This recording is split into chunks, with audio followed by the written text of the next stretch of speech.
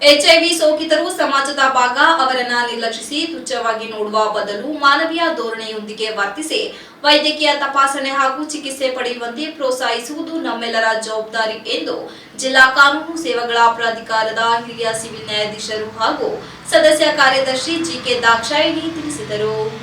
ನಗರದ ವೈದ್ಯಕೀಯ ವಿಜ್ಞಾನಗಳ ಸಂಸ್ಥೆಯಲ್ಲಿ ಇಮ್ಸ್ ಸಭಾಂಗಣದಲ್ಲಿ ವಿಶ್ವ ಏಡ್ಸ್ ದಿನದ ಅಂಗವಾಗಿ ಆಯೋಜಿಸಲಾಗಿದ್ದ ಜಾಗೃತಿ ಕಾರ್ಯಕ್ರಮವನ್ನು ಉದ್ಘಾಟಿಸಿ ಮಾತನಾಡಿದ ಅವರು 1988ರಿಂದ ವಿಶ್ವ ಆರೋಗ್ಯ ಸಂಸ್ಥೆಯ ಮುಂದಾಳತ್ವದಲ್ಲಿ ವಿಶ್ವ ಏಡ್ಸ್ ದಿನಾಚರಣೆಯನ್ನು ಜಗತ್ತಿನಾದ್ಯಂತ ಆಚರಿಸಲಾಗುತ್ತಿದ್ದು, ಇದರ ಪ್ರಧಾನ ಉದ್ದೇಶ ಜನರಿಗೆ ಜಾಗೃತಿ ಮೂಡಿಸುವುದು, ತಪ್ಪು ಭಾವನೆ, ಮೂಢನಂಬಿಕೆಗಳನ್ನು ದೂರ ಮಾಡುವುದು ಎಂದು ವಿವರಿಸಿದರು. ಏಡ್ಸ್ ಕುರಿತು ಸಮಾಜದಲ್ಲಿ ಹಲವು ತಾರತಮ್ಯಗಳು, ತಪ್ಪು ಕಲ್ಪನೆಗಳು ಇನ್ನೂ ಬೇರೂರಿವೆ. ಆದರೆ ವಿವಿಧ ಸಂಘ ಸಂಸ್ಥೆಗಳು, ಆರೋಗ್ಯ ಇಲಾಖೆ, ಸ್ವಯಂ ಸೇವಾ ಸಂಸ್ಥೆಗಳು ಎಚ್ಐವಿ ಪೀಡಿತರನ್ನು ಭೇಟಿ ಮಾಡಿ ಅವರಿಗೆ ಸಮಾಧಾನ ನೀಡಿ ವೈದ್ಯಕೀಯ ನೆರವು ಒದಗಿಸುವಲ್ಲಿ ಶ್ಲಾಘನೀಯ ಸೇವೆ ಮಾಡುತ್ತಿವೆ ಎಂದರು. ಹೊಸ ಪೀಳಿಗೆಯಲ್ಲಿ ಜಾಗೃತಿ ಮೂಡಿಸುವುದರ ಮೂಲಕವೇ ಏಡ್ಸ್ ಮುಕ್ತ ಸಮಾಜ ಸಾಧ್ಯ. ಸರ್ಕಾರ ತನ್ನ ಮಟ್ಟಿನಲ್ಲಿ ಅನೇಕ ಯೋಜನೆಗಳನ್ನು ಜಾರಿಗೊಳಿಸಿದ್ದು, ಈ ಮಾಹಿತಿ ಯುವಕರು ಹಾಗೂ ಸಾರ್ವಜನಿಕರು ಪೀಡಿತರಿಗೆ ತಲುಪಿಸುವ ಕೆಲಸ ಮಾಡಬೇಕು ಎಂದು ಸಲಹೆ ನೀಡಿದರು. ಕಾರ್ಯಕ್ರಮದ ಅಧ್ಯಕ್ಷತೆಯನ್ನು ವಹಿಸಿ ಮಾತನಾಡಿದ ಹಾಸನ ವೈದ್ಯಕೀಯ ವಿಜ್ಞಾನಗಳ ಸಂಸ್ಥೆಯ ನಿರ್ದೇಶಕರಾದ ಡಾ ರಾಜಣ್ಣ ಅವರು, ಎಚ್ಐವಿ ಇರುವುದರಿಂದ ಯಾರೂ ನೇರವಾಗಿ ಸಾಯುವುದಿಲ್ಲ. ರೋಗ ನಿರೋಧಕ ಶಕ್ತಿ ಕುಂಠಿತಗೊಂಡಾಗ ಬರುವ ಇತರೆ ಕಾಯಿಲೆಗಳೇ ಅಪಾಯಕಾರಿಗಳು. ಸಮಯಕ್ಕೆ ಸರಿಯಾಗಿ ಚಿಕಿತ್ಸೆ ಪಡೆದರೆ ಸೋಂಕಿತರು ಆರೋಗ್ಯದಿಂದ ಬದುಕಬಹುದು ಎಂದು ಕಿವಿಮಾತು ಹೇಳಿದರು. ಜಿಲ್ಲೆಯಲ್ಲಿ ಎಚ್ಐವಿ ಪೀಡಿತರಿಗೆ ಉತ್ತಮ ಮತ್ತು ಮಾನವೀಯ ವೈದ್ಯಕೀಯ ಸೇವೆ ನೀಡಿದ್ದಕ್ಕಾಗಿ ಹಿಮ್ಸ್ನ ಡಾ ಶಿವರಾಜ್ ಮತ್ತು ಶಾಂತಿಗ್ರಾಮ ಆರೋಗ್ಯ ಕೇಂದ್ರದ ಡಾ ಸಂಧ್ಯಾ ಅವರನ್ನು ಸನ್ಮಾನಿಸಲಾಯಿತು. ವಿದ್ಯಾರ್ಥಿಗಳು ಏಡ್ಸ್ ಕುರಿತಾಗಿ ಪ್ರಸ್ತುತಪಡಿಸಿದ ಜಾಗೃತಿ ಕಿರುನಾಟಕ ಗಮನ ಸೆಳೆಯಿತು. ಸಾರ್ವಜನಿಕರಿಗೆ ಜಾಗೃತಿ ಮೂಡಿಸುವ ಪ್ರಮಾಣ ವಚನ ಸ್ವೀಕರಿಸಲಾಯಿತು. ಇದಕ್ಕೆ ಮೊದಲ ನಗರದ ಡಿಸಿ ಕಚೇರಿ ಆವರಣದಲ್ಲಿ ಏಡ್ಸ್ ಬಗ್ಗೆ ಜಾಗೃತಿ ಮೂಡಿಸುವ ಮೆರವಣಿಗೆಗೆ ಜಿಲ್ಲಾಧಿಕಾರಿ ಕೆಎಸ್ ಲತಾಕುಮಾರಿ ಚಾಲನೆ ನೀಡಿದರು. ಒಳ್ಳೆದಾಗ್ಲಿ, ಮಾತ್ರೆ ತಗೋ ಅಥವಾ ಒಂದು ಒಳ್ಳೆ ಊಟ ಆಹಾರಗಳನ್ನ ತಗೋ, ಸರಿ ಹೋಗುತ್ತೆ ಅಂತ ಒಂದು ಸಮಾಧಾನ ಹೇಳ್ತಾ ಇದ್ರೆ ಆ ವ್ಯಕ್ತಿ ಇವತ್ತು ಸಾಯೋನು ಇನ್ನ ಒಂದು 10 ವರ್ಷ ಅವನ ಆಯುಷ್ಯ ಜಾಸ್ತಿ ಆಗುವಂತ ಸಾಧ್ಯತೆಗಳು ಇರುತ್ತೆ.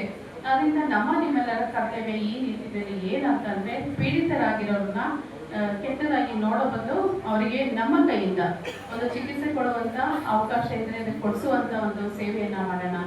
ಅಥವಾ ಅವ್ರಿಗೆ ಯಾವುದೇ ಒಂದು ವೃತ್ತಿಯಿಂದ ಆಗಲಿ ಅಥವಾ ಬೇರೆ ರೀತಿಯ ಅಥವಾ ತುಂಬಾ ಪೂರ್ ಪರ್ಸನ್ಸ್ ಇರ್ಬೋದು, ಅವರಿಗೆ ಒಂದು ವಸತಿ ವ್ಯವಸ್ಥೆ ಆಗಲಿ ಅಥವಾ ಊಟದ ವ್ಯವಸ್ಥೆ ಆಗಲಿ, ಇಂಥದನ್ನೆಲ್ಲ ಮಾಡಲಿಕ್ಕೆ ಸಂಘ ಸಂಸ್ಥೆಗಳಿಗೆ ಮತ್ತೆ ಸರ್ಕಾರನೂ ಸಾಕಷ್ಟು ಒಂದು ಸ್ಕೀಮ್ಗಳನ್ನ ಜಾರಿ ಮಾಡಿದೆ. ಮತ್ತೆ ಅದಲ್ಲದೆ ಕೆಲವರಿಗೆ ಹೇಳ್ಕೊಳಕ್ಕಾಗದೆ ಅಂದ್ರೆ ತೋಡಿಸ್ಬೇಕು ಅಂದ್ರೆ ನಮ್ಮ ಜೀವನ ಶೈಲಿ ಅತ್ಯಂತ ಮುಖ್ಯ.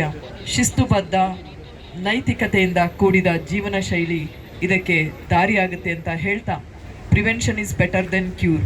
ಮೊದಲನೇದಾಗಿ ಅದನ್ನು ತಡೆಗಟ್ಟುವ ನಿಟ್ಟಿನಲ್ಲಿ, ನಂತರ ನಿಯಂತ್ರಣ ಮತ್ತು ಅದಕ್ಕೆ ಒಂದು ಸರಿಯಾದ ಟ್ರೀಟ್ಮೆಂಟ್, ಚಿಕಿತ್ಸೆಯನ್ನು ನೀಡುವ ಮುಖಾಂತರ.